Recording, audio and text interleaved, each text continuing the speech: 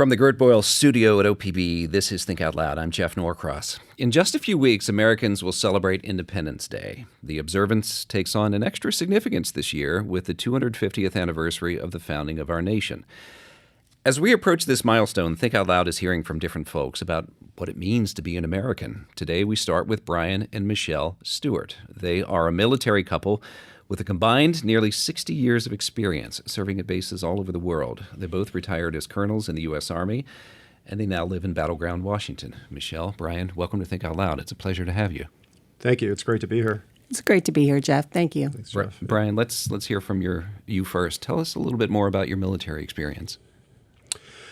Well, I went through RTC in college in Tennessee and just kind of thought I would, they paid my way through college. And I thought I would do my 3-year mandatory obligation, but I enjoyed the Army so much that I decided to stay a few more years. And then, you hit 10 years and you might say, I'll go for 20, then you're still having fun at 20, so you stay at 30. So yeah, I just didn't expect to do an Army career, but I enjoyed it so much that I stayed a while. And as a little boy, I was the kind of kid that played, war all the time, or played with little soldiers and all that stuff. So, I always wanted to be a soldier, and it happened, and it kind of stuck. So, did you come from a military family? No, my father was a Marine in World War II, but he did his time in the war and then went to college and seminary, and that was about it. Had a few cousins in Vietnam that were that were older than me. So, but yeah, not a real big tradition like some families have. What was it about your experience in the military that made you think, I'm going to stay with it? I liked, it can be a healthy lifestyle if you don't get hurt. You have to stay physically and mentally in shape to do it, and I like the teamwork. I like the teamwork, being with the other soldiers and other good leaders, and being able to lead good soldiers. Traveling, I love to travel, so you can be stationed in some not so nice places and some nice places if you're lucky sometimes. So, just the whole concept of being on a team and getting to do lots of interesting things was really appealing. What about you, Michelle? What's your story? My story is very similar to Bryan's in that I also was an ROTC grad, 3-year scholarship kind of thing. So they paid for my college. Unlike Bryan, I never wanted to be in the military. It was simply to pay for school, something I would do for a couple years and get out as soon as I could. That plan changed because I had a really, really good time. It was wonderful to be given so much responsibility so early in life, running a platoon, then later a company. I like to be in charge. So I enjoyed it, so I stayed. Were you surprised by how much you enjoyed it and how much it was worth staying in? I was completely floored how much I enjoyed it. I really expected that I'd want to get into the corporate world, go off and make some money and, do other things. But I really got a lot of satisfaction from being in service to our country. What was your most memorable experience or your most meaningful experience in the Army? I think one of my most memorable experiences would have been a time that I spent with USAID. I was a military liaison to USAID in Afghanistan, and this particular job required us to serve for a year in Afghanistan, and I was there under embassy auspices, which meant I was in civilian clothes, not wearing combat gear, and going all over the country with the ambassador and with the mission director for USAID.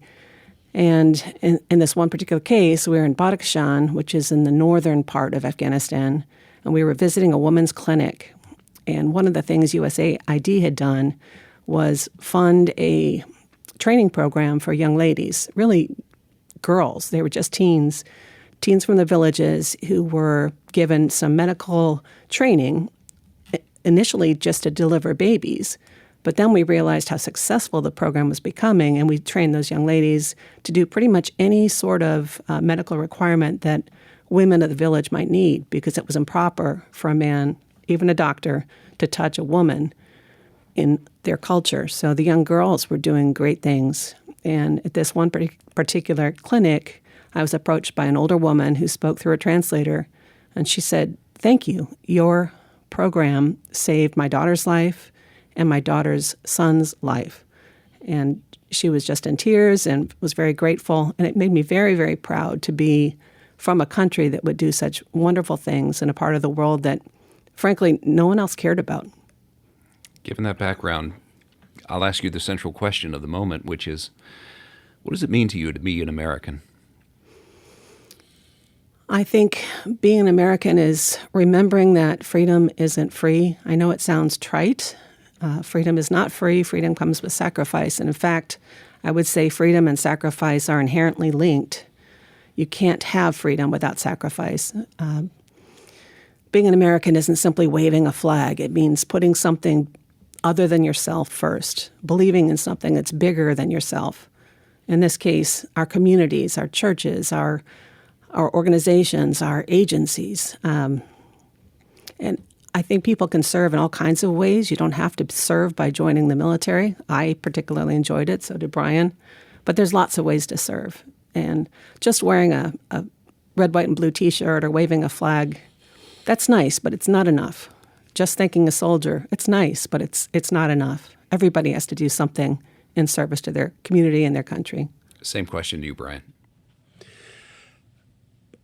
Being an American on our 250th anniversary, I think America since World War II has had a leading, very important role in the world, and I think that's been very important, and I think that's something that's eroding possibly right now. But to be an example of democracy in a country that does more good than bad, hopefully, in the world. Being a partner in the world is very important to me, I think, as I've traveled so much with the Army and seen so many different parts of the world and seen good things we can do, not just violent or bad things, So I think I wish more Americans could travel more and see the world and get a bigger perspective on the world and how America partners with the world. But I'm proud of the good things we have done in the past, and that makes me the good things we have done make me proud to be an American. But how do you think about the bad things, especially as a member of the U.S. military? Well, I don't know what the definition of a bad thing is. Maybe some people don't disagree about, or will disagree about places we've gone to, Iraq, Afghanistan, maybe Iran too. Currently, I think the services, we have civilian leadership of the services, and we obey lawful orders, and we do our duty if it's ethical and lawful. So we do our best and hopefully try to do good things, mostly, not always. And I think it's that's our Constitution sets up civilian leadership of the military, so that's kind of the way we perform constitutionally. So we asked for comments and voicemails about what it means to be an American today and what's been top of mind for you as we approach the 250th anniversary of our nation's independence. Here's what Preston McKinley from Vancouver said.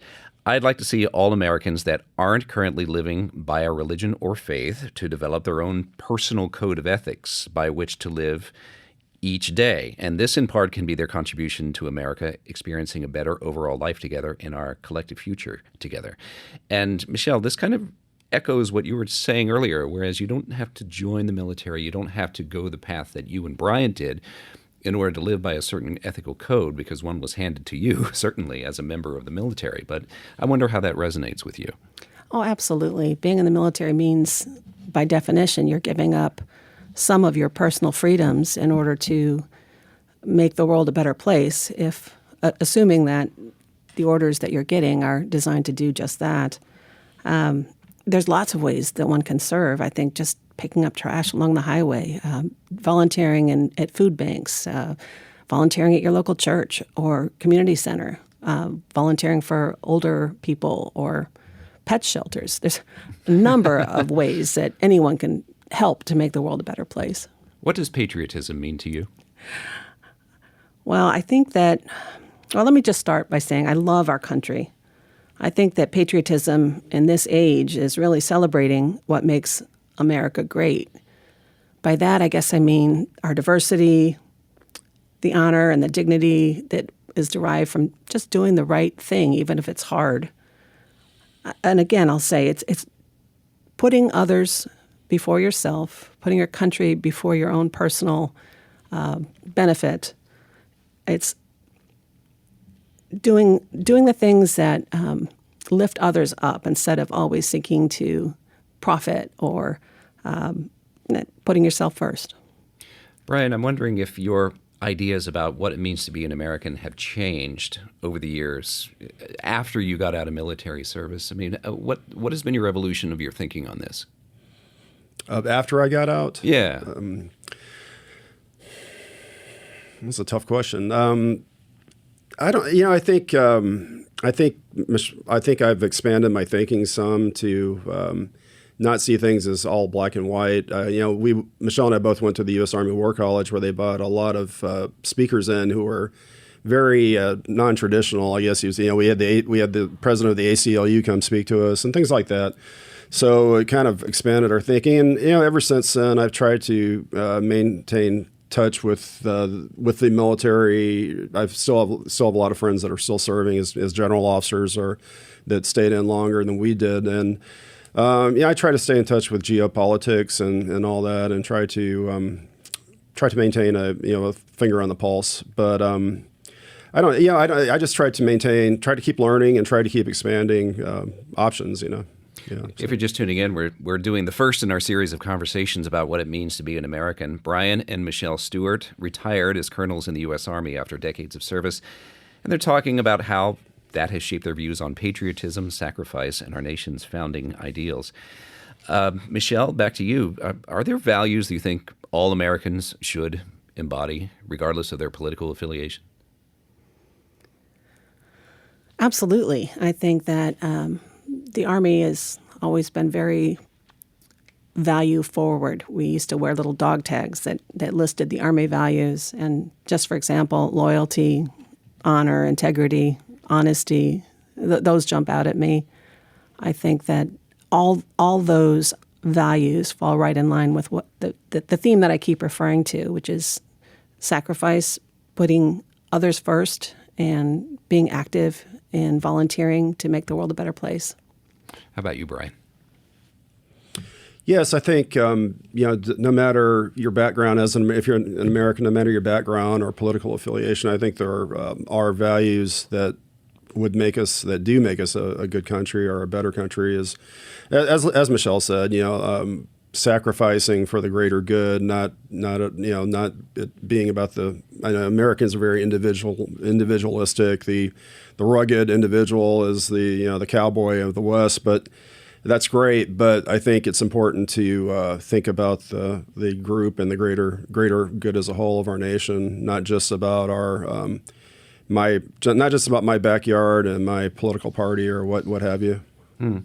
We got a voicemail from Kara Shane Cawley. And here I think she's giving voice to a feeling that a lot of people have right now. Let's hear what she had to say.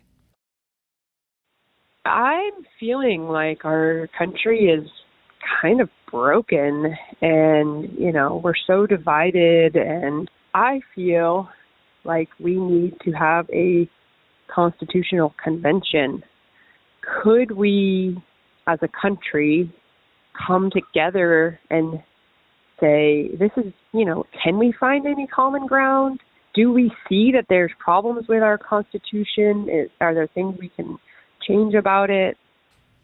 So it sounds like she's saying that we're kind of stuck.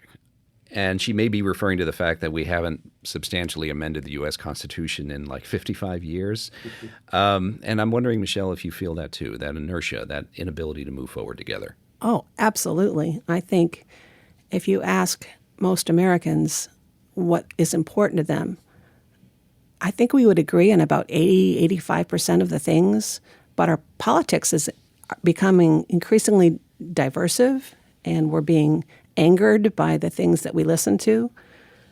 I think that our role as a bastion of democracy in the world is increasingly in question, and it makes me incredibly sad because I feel like for decades, centuries now, we've stood on the shoulders of those who've gone before us.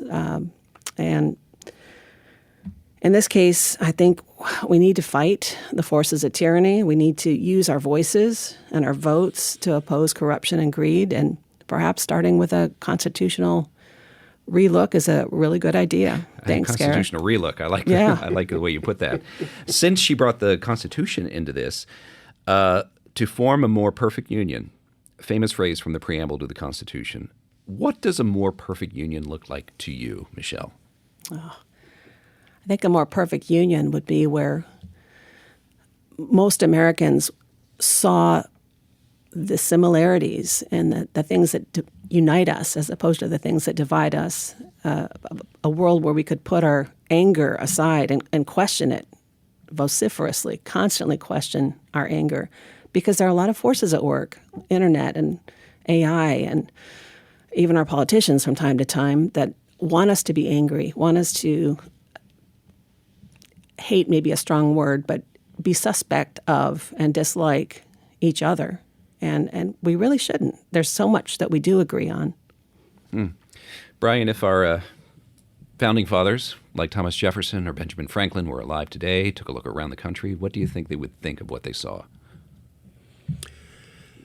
I think they would see, in their opinions, good and bad things. I just finished watching Ken Burns' documentary on the American Revolution, and I thought there were some really interesting things. Even as a I'm an amateur historian, and even a lot of things I learned that I didn't know before. I think they would say, "Well, we did a pretty good job in 1787, doing that Constitution and the Bill of Rights. It's not perfect. We may need to, as our listener just commented, we might need to relook some things.